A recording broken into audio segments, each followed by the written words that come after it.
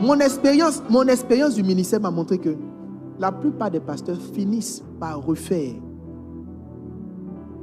ce qu'ils ont fait il y a très longtemps.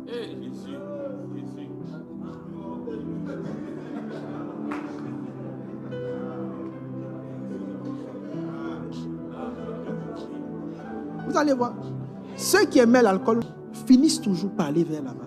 On en parlera demain. J'étais avec Jacques Compato au Congo, j'étais dans l'avion. Je lui ai même parlé, dans l'avion, Dieu a commencé à me parler. Et il était venu s'asseoir à côté de moi. Je lui ai dit ce que Dieu m'a dit. Quand je suis assis dans l'avion, Dieu m'a dit, mon fils, il faut que tu comprennes ce que Paul disait quand il parlait de ses faiblesses.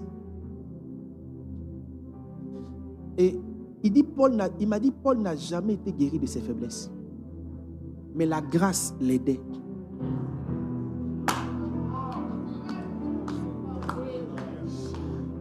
Affaire de femme n'est pas sortie de ta vie. Affaire de femme est encore en toi. Il dit quand il a crié à Dieu pour dire Seigneur délivre-moi, il dit non, je ne peux pas.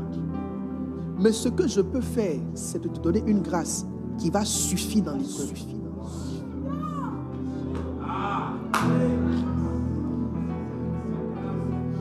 Donne-moi quelque chose. Donc, vous voyez, les gens comprennent mal la sainteté. Ils ont l'impression que la sainteté, c'est atteindre le niveau où tout ce qu'ils étaient n'est plus. La sainteté, là, c'est atteindre un niveau où la grâce a contenu suffisamment toutes tes faiblesses. On n'est jamais libre de ses faiblesses. Jamais. Si tu aimais l'argent, la probabilité que tu aimes l'argent et que tu voles dans le ministère est encore très grande. Si tu aimais femme, la probabilité que tu couches. Je donne un exemple. Regarde même le type de pensée que tu as. Tu ne l'as jamais exposé à quelqu'un, mais tu connais tes pensées. Tu sais comment tu regardes les sœurs. Tu n'es pas guéri. Si tu étais fortement orgueilleux, ça y est encore en toi. Si tu étais fortement colérique, ça y est encore en toi.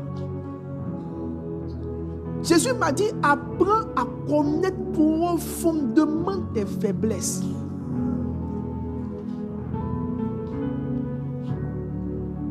Il n'y a pas quelqu'un qui peut grandir dans l'éthique sans l'étape de la compréhension, de la connaissance de ses faiblesses. Vous vous surestimez. Vous croyez saint. Tu es saint de quoi? Le même orgueil te fatigue. Ça